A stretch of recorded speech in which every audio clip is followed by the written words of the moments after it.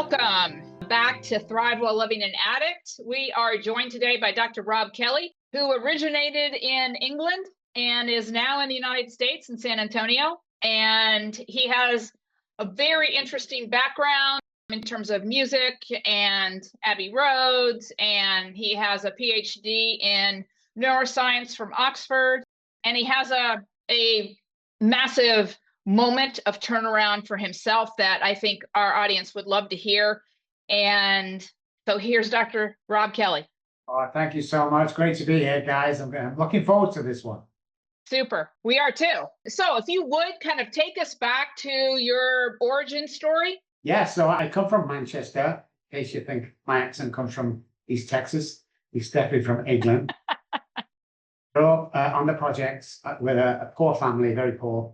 My mum cleaned other people's houses, and my dad worked for the gas company. He used to dig the roads, put the huge pipes down. So we had enough money just about for food and stuff like that.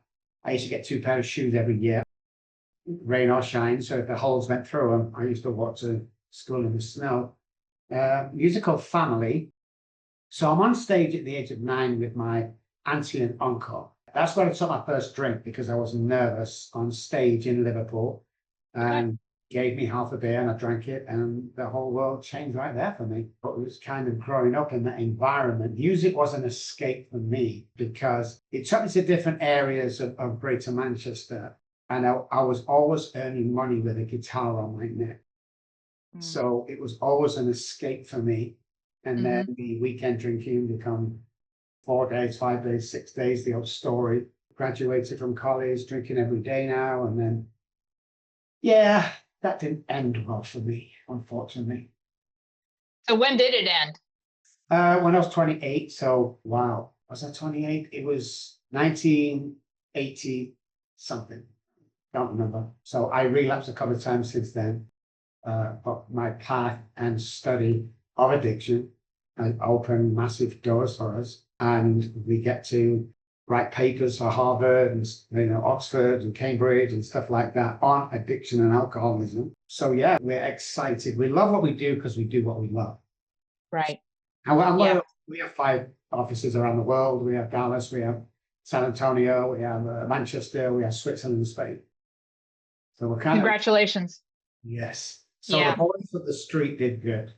Yes, you did. So tell me about the turning point for you. So I'm on the streets at 14 months on the streets by now. I've lost everything, children, wife, houses, cars, everything signed over to my wife for the children. I died twice on the streets and they brought me back to life. And I hated them medics for that. One morning, probably 2 or 3 o'clock in the morning, pouring down with rain. I'm in an area with no houses. It's just factories and office blocks. I dropped down to my hands and knees, and as an atheist, I looked up to the sky. See, I wasn't crying because I've lost everything, all my children. I was crying because the first time in my life I realized I couldn't stop drinking. I looked up to the sky and I just said, if there's a God up there, I can't do this on my own. And about 30 seconds later, a guy walked around the corner. He'd missed his last bus home from Bible study. He'd been walking for an hour or so, came upon me in the early hours, which is a shortcut he's never taken before. It's actually back to his house. And that's kind of where my journey started. But it gets quite than that. Yeah. And so what were some major kind of marking points from that point forward that brought you to the work that you're doing today? And obviously you're in the United States now. Yes. So during a meeting that Derek took me to, an AA meeting, I met a guy called John. I asked him to be my sponsor and he said no, but I will be his spiritual advisor for 12 weeks. So every Wednesday I would leave Derek's at 6, got there to his house for 6:55. I couldn't walk up to the second floor and knock on the door until exactly 7 o'clock. And at 1 minute to 8, he'd walk me to the door and bid me a good night. Did that for 12 weeks.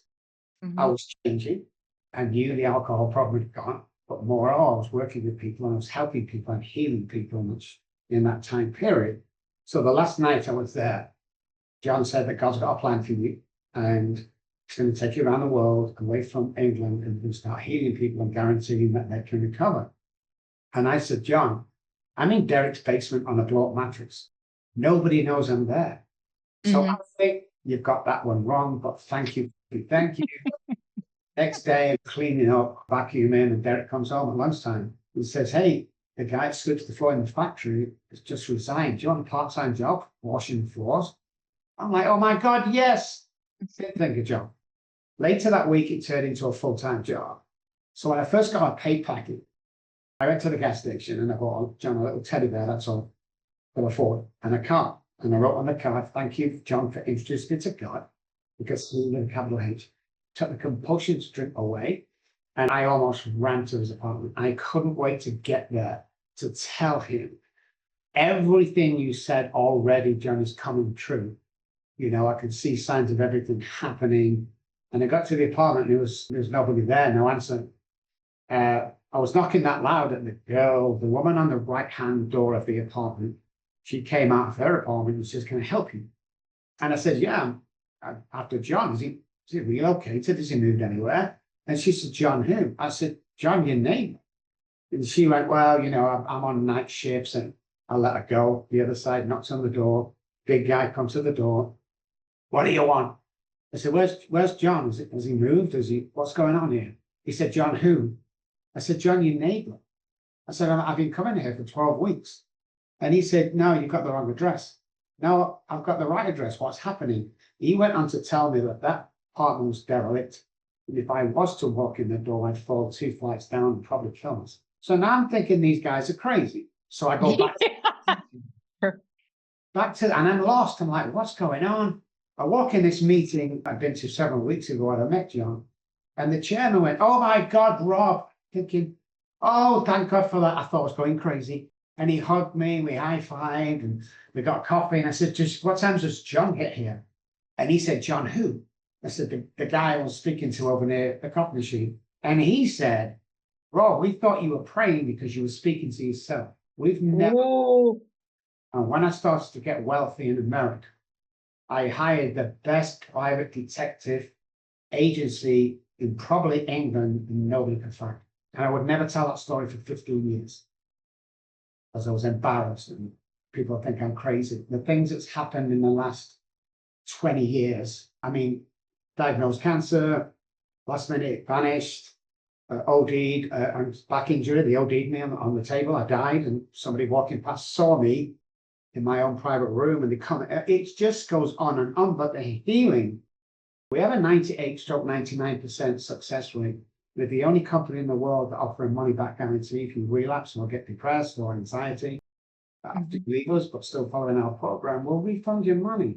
And it's unheard of, but we have something and we're all passionate about it. So how did you come to, I guess, the treatment that you do now through your own journey? How did that happen? So when I got off the streets, I was angry at the medical fraternity because they couldn't tell me what was wrong. I was a very strong man. I was a bodybuilder and fighter. Most things I turned my hand to was successful, but alcohol beat me every time. So back in the day, before all the computers, I knew the brain wasn't functioning as other people told me. I knew that the brain wasn't hardwired, and I knew that there was something brain-wise that's different in alcoholics than there is in addicts. Hence my saying, alcoholics are born, drug addicts are made. So intensive research as much as I can get. And then neuroscience, about 9-10 years ago, before it was called neuroscience, started to launch. So we spent about $1.6 million on research only about everything that we talk about. Yeah, but it's the neuroscience and 3 parts of the brain that we found in alcoholics differ from any other addiction or any other human being, which is the hypothalamus, basal ganglia, and the amygdala. That was the big game changer. And we were heavy on repetition, the basal ganglia. Repetition strengthens and confirms of a thought pattern with millions and millions of billions of thought patterns, neuroplasticity and neural pathways in the brain. But then we found out through research that 300 neural pathways die every day in the brain. And once to ourselves is, what are we replacing them with? Are we replacing with pattern behavior from the past? Because everybody has childhood trauma. And if you don't and you grow up in a $2 million house, yours is probably really bad because the brain's protecting you from it and it's in there. And that's what really excited us. And we've run with that, and we're still trying and testing and researching. And I created this software, which is BreathBox, we call it. It's a software that rearranges neural pathways, headphones on, from binary beats and subliminal messaging. That's been going about 6 months. And the program that we do, NLP, somatic experience, psychology, we're hitting with everything on this 90-day program, 1 hour a day, and 99% of our work is telehealth. Is what? Telehealth. Okay. Yeah, so very few people come into our offices, although we have 9 patients right now in here, which is a lot for me. I only take on 4 patients at any one time. Yeah. The staff take on hundreds. So I'm assuming that what you've put together with the research and all of that, this has been your pathway also in staying clean and sober. 100%. 100%. I'm a big believer and that you can't help anybody. I mean, heart attacks, that's fine. Psych and addictions, you can't help anybody with that problem unless you've been through that problem. It doesn't make a difference how many degrees I have behind me. It doesn't make any difference when I'm sat in somebody and said, "That's all, you don't understand. My kids are gone. I feel like killing myself." And oh, hey, I died twice on the streets. They go, "What, you?" It's like all my experience and teachings were done around the streets, and all my trauma, my children being taken off me, and the poverty and the shame and the homelessness. That was like a semester at Harvard for me. Right. What I learned from there is valuable today for me. Absolutely. And so do you frame your life's experience in all of this through the lens of this was kind of the crucible that you needed to go through, or, the hero's journey for you relative to being able to do the work that you were meant to do? Yeah, I call them teachings now. I don't call them obviously bad times or terrible times, or, they were teachings for me that I needed to go through to help people today. For me, like I say, I found God in the streets. Now, when I say God, I don't read the Bible. I don't go to church. I don't believe that my God wants me at 10 o'clock on a Sunday morning, a certain building, big blessings. I receive them all day long, as long as I do this work and give out most of our money away to other causes that are needed. But yeah, 100%. Everything has been put together from past experiences and still today experiences with people and myself. Is like you can cure addiction and you can fully recover from depression, anxiety. And now we're just early learning with BreathBox Studio. We're getting into Alzheimer's.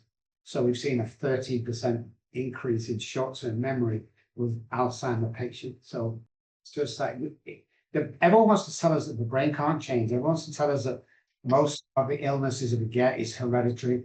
Unfortunately, you can't pass heart disease on down the family and stop it. It's biologically possible. It's down to medication. And there's 2 causes of illness. 2 causes: toxicity and deficiency. What's poisoning me in America with all the food I'm eating? And what am I deficient in? Am I deficient in magnesium, B12? Because the stuff we over here, unfortunately, 90% of the stuff from the supermarket, you can eat, but it damages. We can't methylate most of it. So what happens is, I live at home with Dad, and Dad has heart disease. Then I leave the house, and, a few years later, I get heart disease. What they don't tell you is Dad couldn't methylate a food or protein. So what happens if you can't methylate a food or protein in any area, there becomes a deficiency. The deficiency causes the heart attack. I leave the house, I go on my own, but I'm kind of on the same staple diet as I've been brought up on. So I get the same thing because I can't methylate that. And I think I've caught it off my dad. And it's like, no, guys, we need to open our, it's 2026. Right. It's like a new look at this, because I'll tell you one thing right now, guys, the food industry will get you sick and the pharmaceutical companies will keep you sick. Right. I'm totally with you on that. And so, yeah, we're on the same page. And so what I am interested in is the patterns of thinking, neuroscience. I'm a big fan of positive intelligence and retraining our neural pathways. And I was just having a conversation with someone yesterday about his generational story of health. And he was really concerned that he was going to live his generational story of health based on his family, his parents and his grandparents and so on and so forth. And so this was a conversation we were having yesterday about, number one, there are thoughts that go with this that contribute to firing relative to epigenetics and all of these sort of Yes. things, but also food is medicine.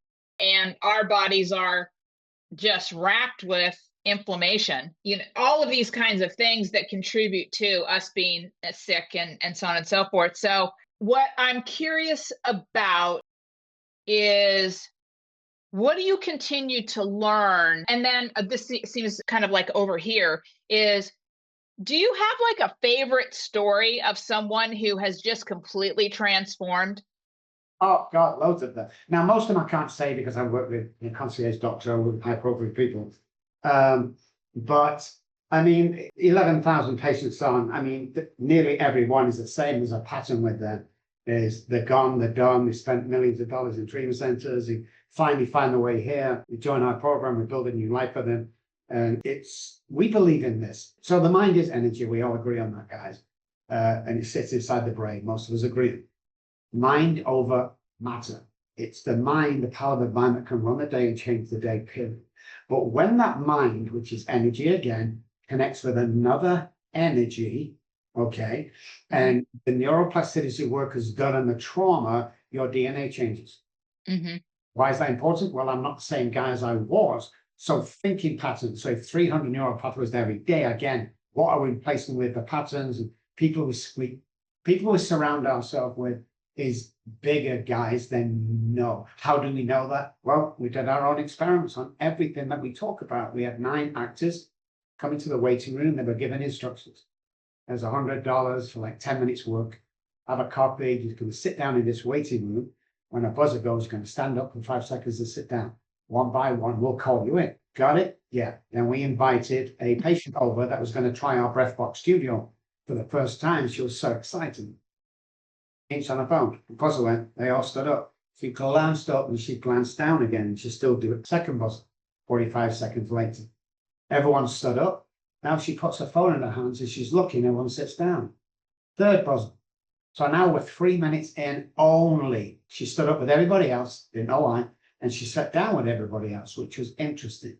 As we call the actors in, pretending to be patients, she was the only one left in the waiting room. She stood up. Now, that effect by 9 people around us in 3 minutes could have that kind of effect. What is going on around us that's affecting us and stopping our growth, our intelligence, our spiritual journey, or realizing who you are, because most people lose their identity. You know, if you're working for Smith's Carpets around the corner for 30 years and they go broke, that's your identity. When you come away from, you don't know who you are. Same with marriages, when they break up, usually the women have lost their identity because they were the wife and it's his football team. And we see a lot of that is once we find our identity and go back and uncover, discover, discard trauma, we become very dangerous people in the nice. Yeah. Well, I'm a business coach and consultant. And so what I find is, CEOs or C-suite execs, that their work is their identity. And then who are they when they retire? If they haven't done the work before that takes place. So let me ask you this through a different lens is, I didn't suffer with the diseases, but I had a mom who was addicted to prescription medications and a brother who was a cocaine addict and, yada, yada. And the thing really that kind of cracked me wide open was my son's addictions. So I was a loved one loving someone. And so what do you say to those of us who are in the throes of trying to do the best we can? Most of us are ill prepared. What's the path for us to stay sane in the middle of the chaos of the disease? So there's that enabling and stuff like that we've got to watch, but you need a cutoff. So when we do an intervention with somebody, we'll say this is how it's going to go. Once we take the patient away, if he does or doesn't go, you change all the locks. Do we all buy into that? Yep, we're going to sign a form, say we're going to change all locks. We're not going to open the door for him until he's in treatment for at least 3 months. So that's the first thing we tell them, because many times we get people here and they go, well, he's in the spare bedroom, he just drinks everything. We just can't throw him out, he's my son. And I tell them, well, if we find him dead next week, who do we blame? We're blaming you and the son as well, obviously. But you have to take a stand. My dad, so after everything broke up, before I was homeless, I moved back home. And the idea was no drinking in the house. Of course, I'm an alcoholic. and in the throes, sneaking beer in all the time. I was there about 2 weeks, and it's in the bedroom, 11 o'clock, got these drinks, quietly watching TV, and he comes in. Because they know, everyone knows, you know? And he said, son, you gotta go. Now, my father probably said 50 words to me between the birth and about 19 years old. He was a very quiet man, got embarrassed easy, could never give him a gift in front of anybody. He'd have to give it to my mom. So he's a kind of quiet guy. And he opened his son, you've got to go. And I was like, what, Dad? It's like 11 o'clock at night. You've got to go. And he stuffed some stuff into a plastic carrier bag. And he walked me downstairs, and I was in shock. And he gave me, I don't know, £20 back in the day, which is probably $200. And he closed the door behind me. And I hated that man for that. And I sat in a bus shelter that night, and I was like, I can't believe my father's done. Many years on, when I'd recovered, I was sat with my mom in the house, and Dad was away with the bar and his friends and all that drinking. Friday night's the big thing in England. And we're chatting away, and Mom said, remember that time your dad threw you out? And I said, you know what, Mom, I'm still not forgiven for that. And she said, really? I said, no, I'm not forgiving him. And she moved closer to me, and she said, Gav, don't cry.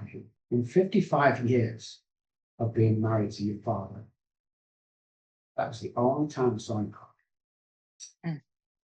How much damage have I done? Because it's obviously my mother died early with cancer because of worrying every single day. She used to say to all her friends, and eventually me when I got well, I just wish the police would come knock on the door and tell me he was dead so I could just go, because it was destroying her. So there are rules of engagement with people that are drinking and using. It's like, stop enabling. The best thing my dad did, and the reason why I'm here today, is because he threw me out. He's like, I can't do it. And he got advice from an old sponsor of mine. But yeah, it's horrible. I don't wish this disease on any of my worst enemies, because you tear down stuff that you can never put back in. Did you get on the other side and forgive your dad? So nobody would speak to me. Even when I came to America 20 years ago, nobody would speak to me. I did one visit back about 4 years in, after I got my green card thing. And I went around to visit my mom, and she was there. I said, hey, Mom. She said, you've been drinking. She said, no, Mom, I'm doing really well. I could smell it on you. So I left, and she passed away, and I didn't see her before that. And then a couple of years later, which was only 4 or 5 years, maybe 3 or 4 years ago, we went back, and my dad wasn't well. And it's something else you get back during this, when you do all this stuff, is I went in to see me and Janet, my wife, and he's on his own there. And I says, it was planned that Janet would get up and go to the car and leave me and my dad. And I said, Dad, I've got something I need to say to you. And I said, Dad, I'm really sorry. Everything I put you in. And he says, oh, son, you're all right, you're all right. And I said, Dad, it's not that. I'm really sorry. And I want to make my amends, and I want to be the son you've always been proud of.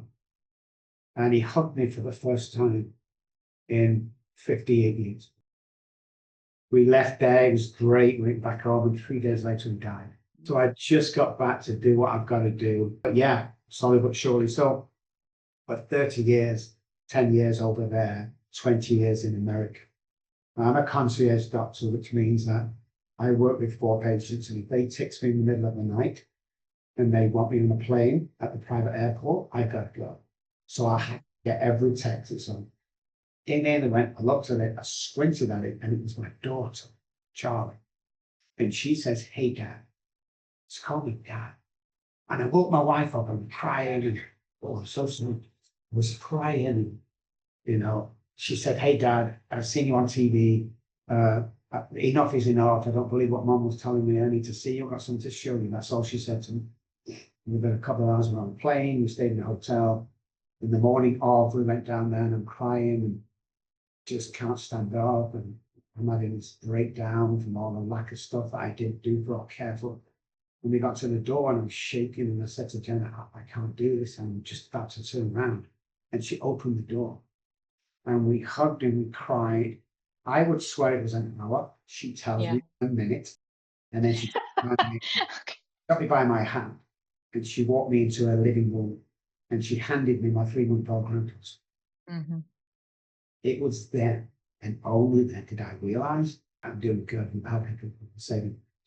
So if my life, I said it out loud, God, if you don't want it, great, I'll go, fine, don't. Everything. And 4 weeks later, my youngest daughter got in contact with me. So everything has come back.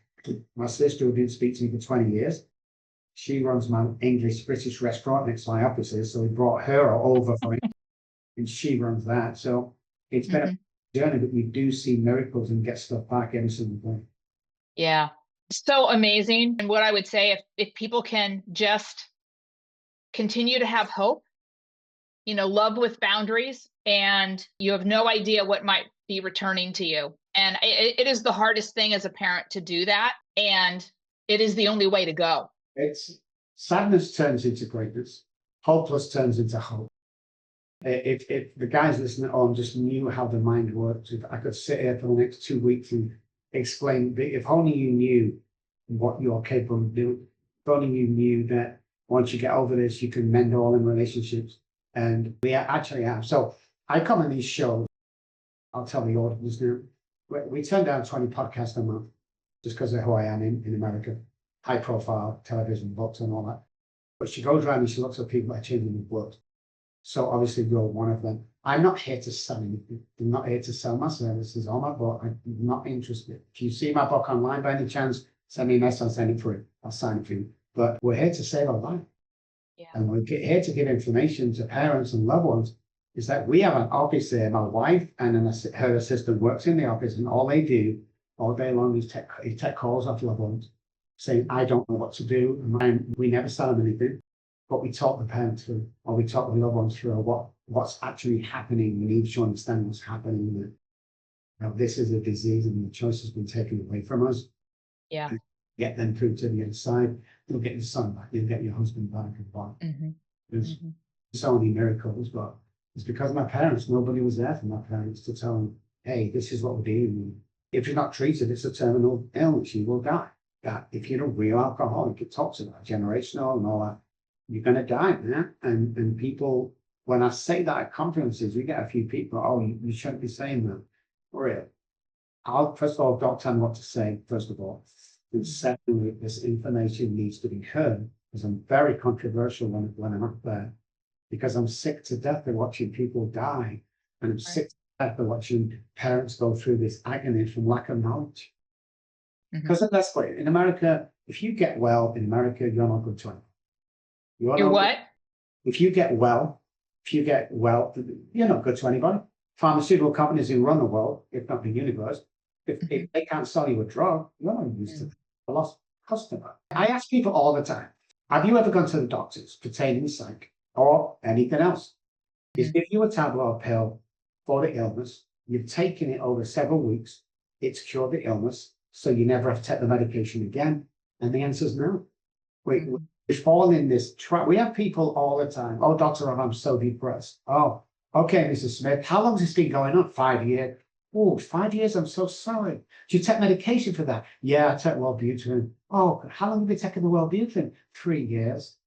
When did you think it's going to kick in? Yeah. I'm speechless sometimes, because it's the patterning again of human beings. We want to stay in that comfort zone. We don't want to, we'll follow everything else. And if the doctor says I can take this, I'm going to take it. But there's no evidence that the depression pills that we take, which depression classified in the American medical dictionary is like a serotonin, there's no evidence that we can take that for a period of time and still. So why aren't we asking ourselves before we go to the doctor that's getting backhands from the pharmaceutical company? Oh, no, yes. Okay, why aren't we asking ourselves why my serotonin is low in the first? People don't get cured. People follow dysfunction. It's crazy, and we're trying to change that. Yeah, I'm totally with you, and I love what you're doing relative to the neuroscience work. That is definitely where the game has changed. And I think, like being a mom of, or a daughter of, or a sister of, I had to change how I thought about all this too. And we're kind of raised up in this notion that we can fix it, we can change it, we're in control. And that story is heartbreaking and untrue. And so to rewrite the story in a way that we can learn to, I talk about thriving in the midst of the chaos of addiction. because I wasn't willing to just survive while my son was suffering. I love my life. I have a great work that I do and all the things. And I'm like, I'm sorry, I'm not giving up my life just because he has a disease. So parents or wives, especially wives in alcoholic houses that or addiction houses that happen, it's usually the guy comes home drunk, he might get in a fist fight with the wife. And we went round and I think we did 20 housewives and 20 soldiers. 20 housewives in violent alcoholic houses were checking the PTSD levels, and soldiers coming back from Afghanistan that seen action, and the PTSD levels are exactly the same. It tells you everything you need to know what's going on in that house. Oh, yeah, it's okay. I mean, he's okay. I tell, especially women with children, we're gonna start to work on your husband. And if he doesn't change in the first 5 days, we need to get the kids and get the hell out of that house. And to immediately throw him out and you go back with the kids and change up. Because we're not playing this game anymore. I've seen too many people killed in. Oh, I tell you, can I just come around one more visit? Just, I know you don't want me in, but just one more visit. Next, it's in the paper. She's been stabbed to death. It's like mess with this thing, because when we're talking about addiction and deep depression and stuff like that, the brain functioning like it's supposed to function, and all my mates stabbing my wife. She wanted me to finish my alcohol. I mean, that's not me, but it was me.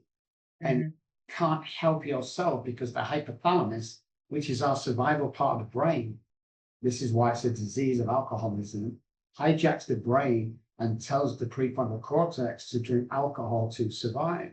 That's why A, we can go days or weeks without water or food, and B, everything around us, moms, dads, kids, every screaming children, daddy, oh, it doesn't matter because our part is telling me if you don't drink, you die.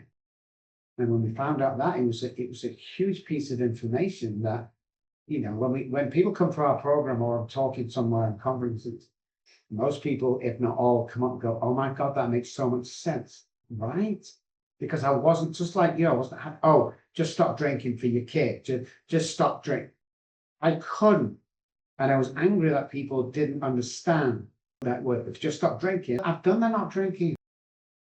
Still always going back because alcohol has 1% to do with alcoholism, and the same with drugs, food, sex, porn. It has 1% with the addiction that you're going through. 99% is it. I never had a drinking problem. I had a thinking problem. Well, how did I know that?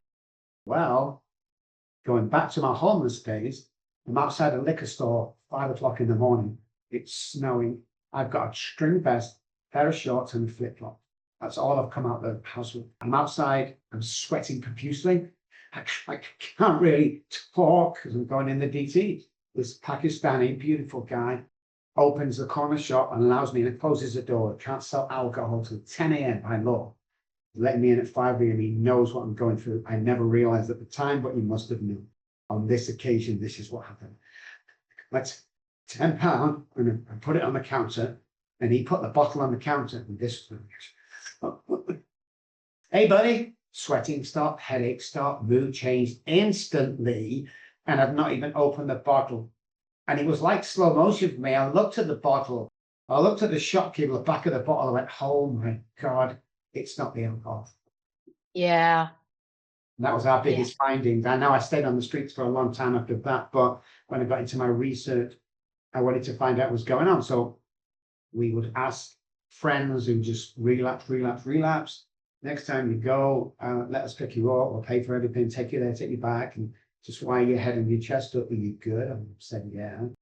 But, so that's what we did. What we found from the results was the most intoxicating part of all of that stuff was the journey to the demon, or the journey to the liquor store, because after they got there and got back home, boom, they're out of it.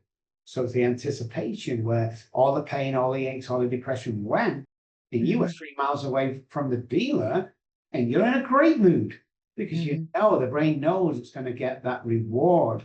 It's almost a gift. So once you hold the bottle, your whole body changes completely. Wow, so, what a revelation. Yeah, the understanding that an alcoholic is somebody who drinks so much alcohol is not true. It's far from the truth that you could ever imagine. I know people drank more than me.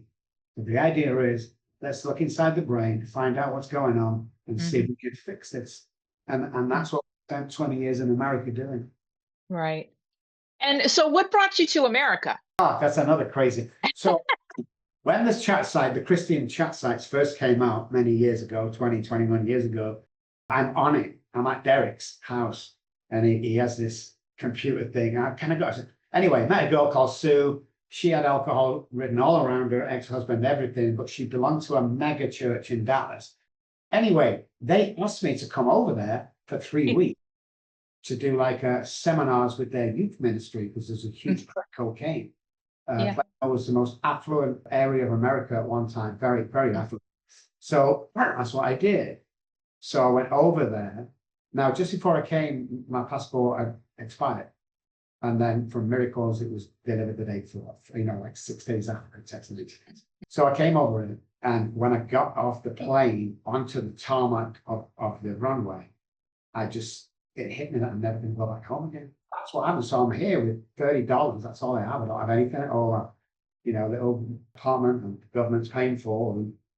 And I said to Sue, I don't know what's going to happen, but I don't want to go back home. She's from the church. She picked me up and that's what house I'm staying. She could stay as long as you want. In about 6 weeks, 7 weeks, I do a talk in Austin for AA. There's no light. It's outside. It's horrible conditions. I don't read very well. I'm stumbling over my words. And after that talk, this guy came up and said, hey, I own FMS Productions. We do mass videos to communities, to jails, to prisons, treatment centers. We want to make a video with you. In fact, we want to rate 3 and you up for it. So I didn't believe him at first, but after a few days, the guy I was with said, no, they're being serious. So I went down to Austin from Dallas. I went down to Austin and I signed papers to make like 3 movies, 3 DVDs, and it paid me 6 figures. And that's how I set my first practice on people. Yeah, it's crazy. I just love it. Number one, I love the whole following your intuition and then just knowing I'm not going home again. I don't know what's ahead of me. I'm on a journey. Yeah, and I'm still on a journey. I'm still on it. I signed an office box in Highland Park, office block, medical building, half a floor, fortune. Over a 10-year or whatever it was $1 million. And I signed it without hesitation. Assistant came up and a few of the friends saying, are you insane? You've just signed $1 million contract. My answer is always the same. What can they do to me that I haven't already done to myself? What, they're going to take the office off me? I've got another office. Why are you all freaking out? Because that's how I lit myself today. When we opened the British tea shop, people said I was insane. Even in Texas, it's Tex-Mex, it's Mexican food. Opened it, big success because of this. Everything happens here before it can happen here. The way neuroplasticity and neuroscience works, that is, you can create them thoughts so vivid that picks up the basal ganglia and becomes a working part of the mind. Once it becomes a working part of the mind, you can turn it into reality. There's not one occasion that I or 11,000 patients or friends that I know haven't done that. It's just that people want to stay in the comfort zone all the time. Like we stay in jobs too long, we stay in marriages too long, we stay in friendships too long. Get out, get rid of the box, get out, stop staying there. You're gonna, you're gonna got one chance at this. One chance. How many times do we hear moms? 1 minute I'm waiting off to kindergarten, the next minute I'm waiting off to college. So I always tell myself this, and this is why, A, I never have a bad day. B, I'm always happy when people see me, is I'm 65 now. If we look at the Bible, which I've never read, but it says 70. So 70, 75 is supposed to be the average lifespan. If that's the case, I have 10 birthdays left. I have 10 Christmases left. You think I'm going to sit in my house over here and worry about what people say about me? What? It's like, no. I have education. I have everything to offer. We have pro bono. We have all sorts of stuff that we do because every day is like a brand new day.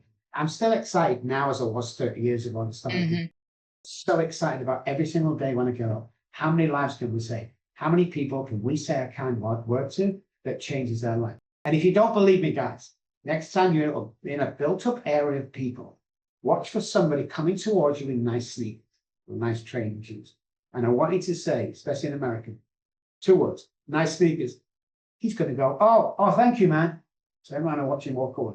He's going to look down at his sneakers at least 2 to 3 times. I guarantee it. Now he just his world, but guess what? When he goes home to his wife or girlfriend, so he's in a good mood. Now she's in a good mood. And the mother-in-law calls, and you've just changed the words, 2 words that's cost you nothing. Whoa. Okay. Well, I hate to end this, but we're at the end of our time. And what I want to say is, wow, that's one thing. Yeah, for sure. And so you've said so many things. What I do want to make absolutely sure is how can people get a hold of you? Because what you're talking about is the whole equation. It's not just, somebody who's dealing with the diseases of substance use disorder or all of the other addictions, but it's also the family side. And that's the side that I am generally talking to is because their pattern of story is crazy making. And so you're in all of this in terms of changing people's stories and changing how they think about things and getting solid and strong and being able to really own their own agency in their life. Yes. So if you're listening, not watching, guys, I spell my name with 2 B's, ROBBKELLY.com.